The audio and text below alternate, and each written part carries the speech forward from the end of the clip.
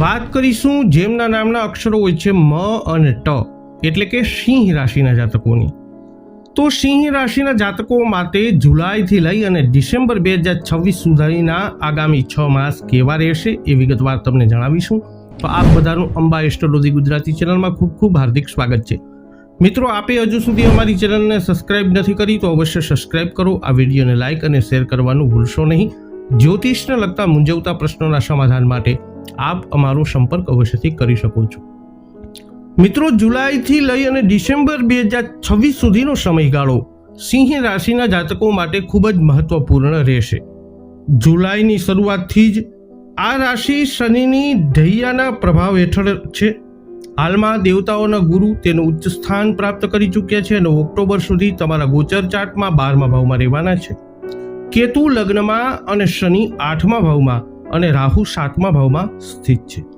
પરિણામે ગુરુ અને શનિ ત્રિકોણાકાર જોડાણ બનાવી રહ્યા છે, જે ખૂબ જ શુભ માનવામાં આવે છે.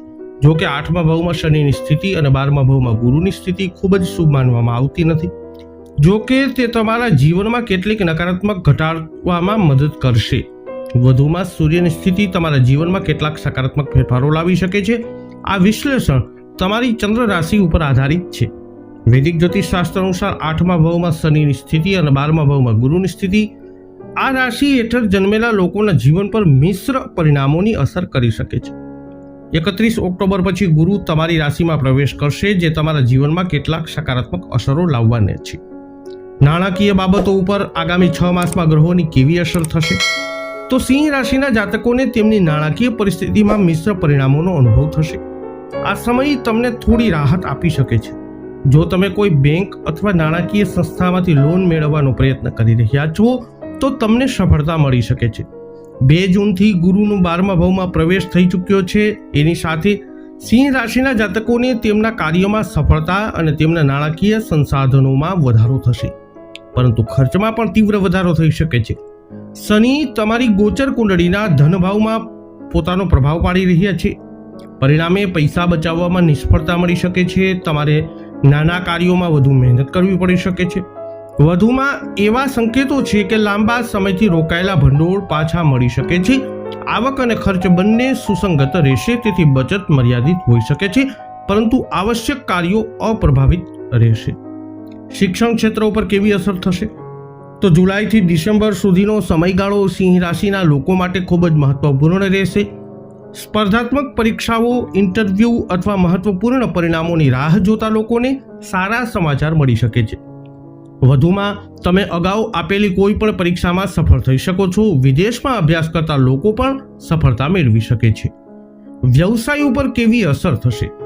તો જુલાઈથી ડિસેમ્બર સુધી સિંહ રાશિ હેઠળ જન્મેલા લોકોને કેટલીક મુશ્કેલીઓનો સામનો કરવો પડી શકે છે. આ સમયગાળા દરમિયાન કોઈ પણ નિર્ણય લેતા પહેલા કાળજીપૂર્વક વિચાર કરવો જરૂરી છે. વ્યવસાયમાં થોડી મંદીનો અનુભવ થઈ શકે છે. આ સમયગાળા દરમિયાન તમારા વ્યવસાયનો વિસ્તાર કરવાનું ટાળજો, કારણ કે નફાના અભાવના સંકેતો છે. તમારા માટે સારો નિર્ણય આવવાની શક્યતા વધી જાય છે.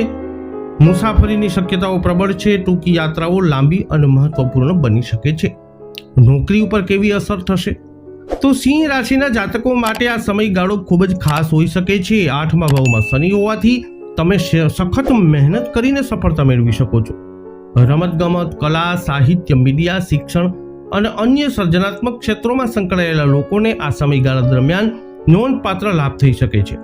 સમાજમાં માન અને સામાજિક પ્રતિષ્ઠામાં વધારો થવાની શક્યતા છે.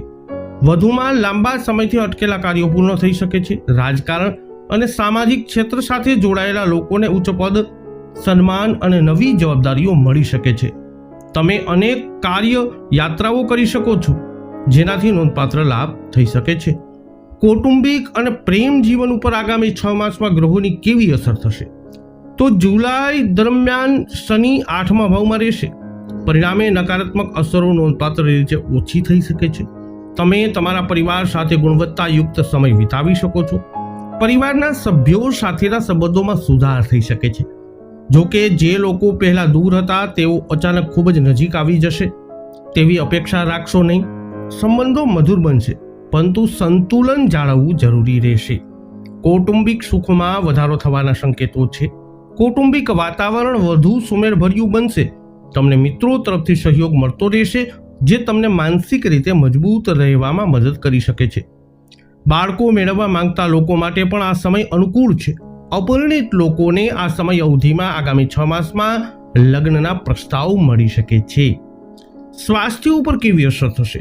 તો સિંહ રાશિના જાતકોએ તેમના સ્વાસ્થ્ય પ્રત્યે સાવધાન રહેવાની જરૂર છે. તેઓ માનસિક રીતે અને શારીરિક તણાવનો સામનો કરી શકે છે. 12મા ભાવમાં ગુરુની સ્થિતિ તમને નબળા બપાડી શકે છે.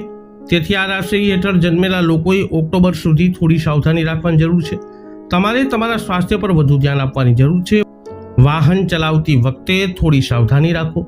જો કે તમે આધ્યાત્મિકતા તરફ વધુ ઝુકાવ ધરાવી શકો છો. ધ્યાન, આધ્યાત્મિક અભ્યાસ અને આત્મનિરીક્ષણમાં તમારી રુચિ વધશે અને તમારું મન વધુ કેન્દ્રિત થશે. તો સિંહ રાશિના જાતકો વૈદિક જ્યોતિષશાસ્ત્ર અનુસાર જુલાઈથી લઈ અને ડિસેમ્બર સુધીના આગામી 6 માસ તમારા માટે કંઈક આવી પરિસ્થિતિઓનું થશે નિર્માણ. આ વિડીયો અંગેના તમારા અભિપ્રાય, તમારા મંતવ્યો કોમેન્ટમાં જણાવજો. વિડીયોને લાઇક કરજો, શેર કરજો. અમારી ચેનલને અવશ્ય સબસ્ક્રાઇબ કરી લેજો. ફરી મળીશું નવા વિડીયોમાં.